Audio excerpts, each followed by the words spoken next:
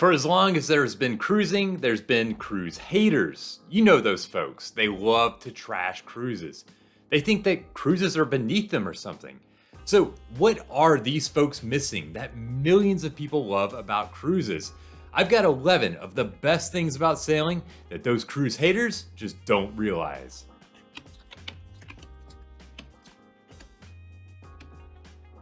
Now, I've got to start with what drew so many of us to cruising in the first place, and that's the value that it offers. Let me preface that by saying cruise prices, they have definitely gone up in the past few years. That is not your imagination. But while you may not get the deals you did before, there's no arguing that people hating on cruises do not appreciate the value. Consider that if you wanted to go to a resort in Mexico, you can figure about $400 per person for a plane ticket alone to Cozumel. Then about $250 a night for a mid-priced hotel for the week. Then you add in meals, any entertainment you want, drinks, transportation. It's no stretch to say that you could drop $4 or $5 grand easily on the entire trip for a couple traveling together. Meanwhile, prices for a mid-tier line like, say, Royal Caribbean, they can take you to the Caribbean for a week with room, food, and entertainment for around $2,500.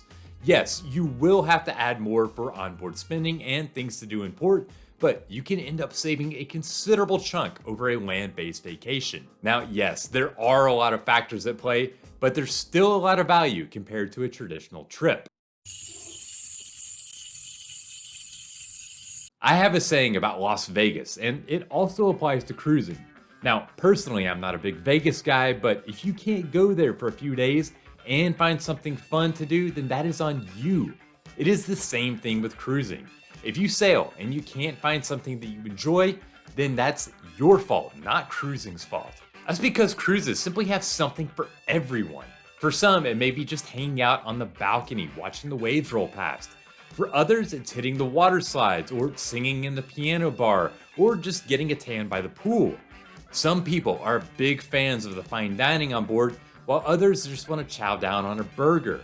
Some like to play in the casino, while others want to go to the spa. And that's not to say anything about the things that you can do in ports of call. A modern ship has seemingly no end to what's available for you to do on board. If you can't find something that you like doing, that is not the cruise line's fault. I don't know about you, but when I take a trip somewhere that I've never been before, I read all I can about what to do and where to stay, how to get there, and even where to eat.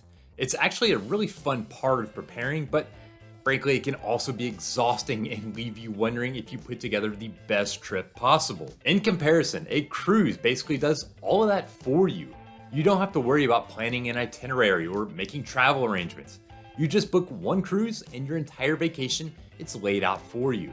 All you have to do is figure out what you want to do in each port, and cruise excursions can even handle that. For people that actually want to relax and enjoy themselves instead of fretting over the details of their vacation, there really is no simpler way to travel. The ease is a big reason that people love cruising that cruise haters probably don't understand.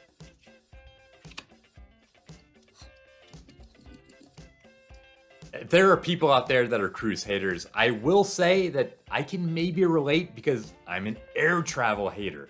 For me, air travel has taken something that's absolutely amazing, the ability to travel thousands of miles in just a few hours, and taken every bit of enjoyment out of it. From showing up hours early to security lines, having to watch what you pack and being charged for bags, and then sitting in a tiny, cramped seat and maybe getting some peanuts if you're lucky, it's all just a terrible experience. Given that I cruise for a living, I do have to take a lot of flights over the course of a year for different cruises, and frankly, it is my least favorite part of the entire trip. That's why I don't think cruise haters realize how nice it is that so many people have a cruise port within driving distance of their house.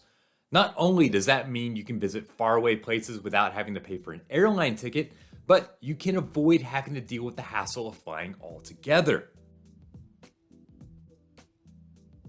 If somebody is anti-cruise, then I'd guess that they haven't seen the entertainment that's available on a modern cruise ship.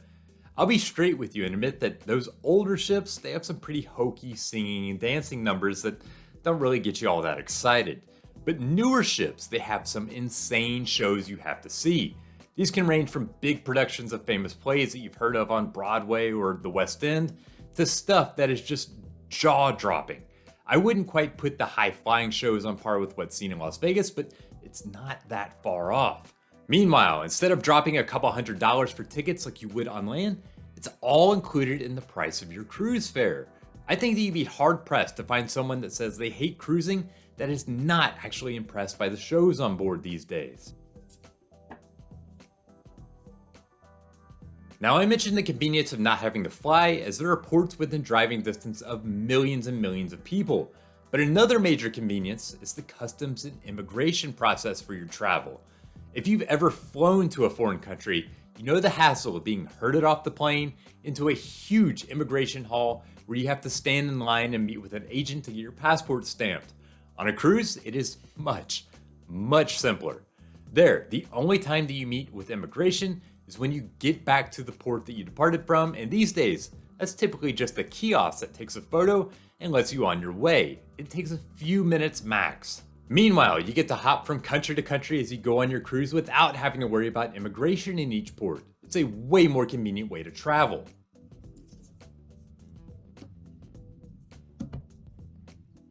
One of the best things about cruising that a lot of people don't realize is that it's by far the easiest way to travel abroad when you don't have a passport. Now, I'll go on the record and I'll say that if you are taking a cruise, you should have a passport. It's a much easier and frankly safer way to travel should anything come up during your trip. But for those that don't have one, it's amazing that you can still go on most cruises without it. Closed-loop cruises in the United States, meaning those that depart and return from the same port, which is mostly all of them, they typically allow passengers to sail with a birth certificate and a photo ID. Given that the cost of a passport is way more than $100 and it can take months to get, that is a big savings, especially if you are with a family that's traveling together. Even countries like Mexico, they allow you to cruise there without a passport, but if you flew, you would need to have one.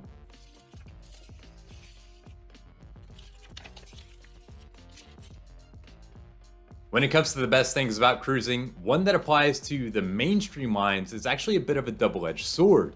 The big lines like Carnival and Royal Caribbean and Norwegian, they go out of their way to be family friendly. If you sail on one of these lines, especially during the summer, you're going to find tons of kids on board. Now, for those that hate cruises, kids running around everywhere can be exactly why. But if you are a parent, there's hardly any vacation that's better. On a cruise, there's so much for kids to do, from the water slides to mini golf, from literal roller coasters to skydiving simulators. There's entertainment that's kid friendly, and then there are so many food options that even the pickiest eaters, and there are a lot out there, they can find something that they like to eat. But the biggest draw for parents is that childcare is included in the price of your trip. Cruise ships, they have kids clubs where you can drop the kids off and the staff will watch them for you. So that means mom and dad can go enjoy their cruise while the kids also have fun. It is a win-win for everyone that you won't get on most regular vacations. How much would you pay for a hotel room with this sort of view? On land, the rooms with ocean views, they have huge premiums over those that don't have it. On a cruise, every balcony has sight of the ocean, and since you are on the water, there are no buildings to obstruct your view. It is a $1 million view that's available for drastically cheaper than most high-end hotels on land. In fact, beyond just the views, there's no other vacation that allows you to experience the ocean like a cruise does. Even if you were to go to a resort in the Bahamas or in Mexico that sits right on the water, it's just not the same connection as being out in the middle of the ocean surrounded by the sea. To be able to watch the sun rise and set over the ocean without a thing to block the view is something that I'll never get tired of, and frankly, I think the cruise haters just don't really realize that.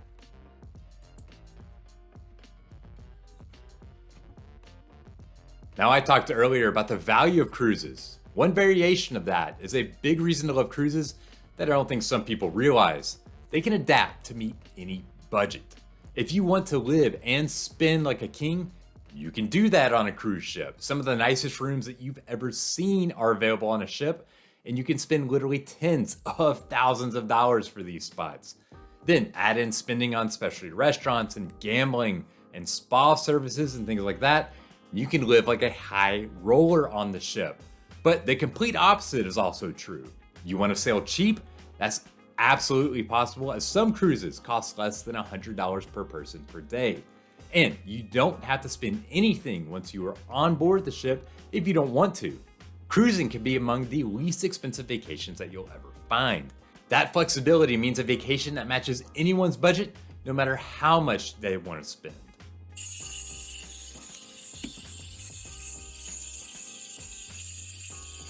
Now, it's a fantasy for any of us to own our own private island. And if you were to travel to one on your own, then expect to pay some insane prices. For instance, the cheapest guest room I could find on Necker Island, which is Richard Branson's private island, comes with a price tag of more than $6,000 per night. That's if you can find any availability. But cruise lines, they give their passengers access to their own private destinations and without the huge price tag. A spot like Coco Cay from Royal Caribbean or Great Stirrup Cay from NCL are completely for the use of cruise passengers. They're also tailor-made for cruisers with tons of things to do, amazing water, white beaches, food, pools, and even more. If these were independent private islands, people would pay hundreds or even thousands of dollars to visit for a day. Cruise passengers get it included for the price of their fare. Thank you for watching, and before I go, I want to know what you'd tell someone that hates cruises that they are missing out on. Leave it in the comments below. And remember, if you like this video, then I hope that you'll subscribe, and you can always read more about everything cruising at Cruzely.com. Until next time, happy sailing.